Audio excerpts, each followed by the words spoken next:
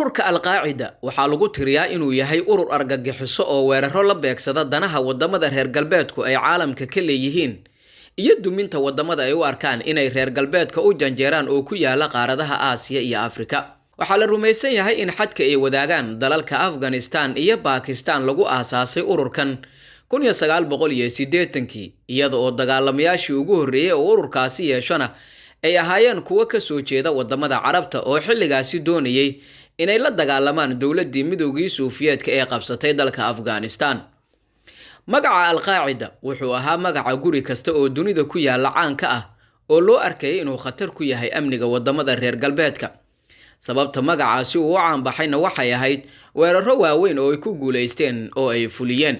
1980 waxay qaraxyo waaweyn ay la beegsadeen safaaradihii Mareykanku uu ku lahaa dalalka Kenya iyo Tanzania oo ay ku dhinteen dad badan oo rayid Afrikaan ahi. qorshe bilooyin ay si qarsoodi ah u wadeen kadibna waxay Al-Qaacida afduubatay 4 diyaaradood oo Mareykanka laga leeyahay oo hawada ku jiray. 2 kamida waxay ku dhufteen xaruntii ganacsiga adduunka oo ku taalay magaalada New York. diyaaradda saddexaadna waxaa ku dhuftay xarunta gaashaandhigga Mareykanka ee Pentagonka, halka tan afraadna ay ku dhacday meel bannaan ah. weerarkaasi oo dhacay 11 Sebtembar ee sanadkii 2001 waxaa ku dhintay dad ka badan 3,000 oo qof oo ay ka mid ahaayeen rakaabkii 4 diyaaradood saarnaa. weerarkaasi wuxuu noqday kii ugu dhimashada badnaa oo ka dhaca cariga Mareykanka, waxaana ka dhalatay muddo 20 sannadood ku siman Mareykanku in uu galo dagaal uu ugu magac daray la dagaalanka argagixisada oo intiisa badan ku wajahan dalka Afghanistan oo lagu tuhmayay xubnihii Al-Qaacida oo weerarkaasi soo abaabulay in ay ku dhuumaaleysanayeen. weerarkaasi oo lagu tilmaamay inuu ahaa midkii markaasi muujiyay fashilka laamaha sirdoonka Mareykanka ku yimid. Mareykanka 10 sannadood oo kale ayay ku qaadatay in ay dilaan hogaamiyihii ururka Al-Qaacida ee Osama bin Laden. Osama bin Laden waxaa bedelay Dr. Ayman al-Zawahiri oo axadii lagu dilay duqeyn ay geysatay diyaarad aan duuliye lahayn oo ay leeyihiin sirdoonka Mareykanka ee CIA-da. ciidamadii reer galbeedka ee ku sugnaa dalka Afghanistan markii ay sanadkii hore dalkaasi ka baxeen kadib Afghanistan waxay halis iyo fursad cusub u noqotay ururka Al-Qaacida. xaqiiqadana waxa ay tahay in al-Zawahiri inuu si raaxo leh ugu noolaa caasimadda Kabul, weliba meel aan ka fogeyn halka ay degan yihiin hoggaanka sarsare ee ururka Taliban.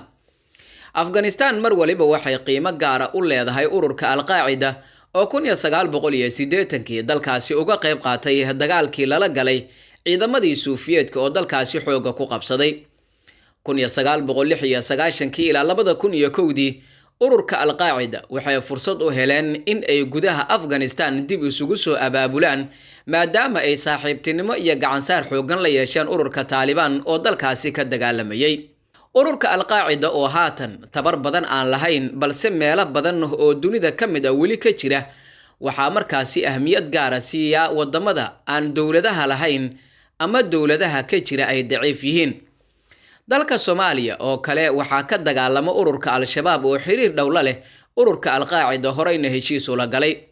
sidoo kale gobolka Saaxil oo ku yaala waqooyi galbeed ee qaaradda Afrika waxaa ka dhaqdhaqaaqda Al-Qaacida iyo ururka Daacish.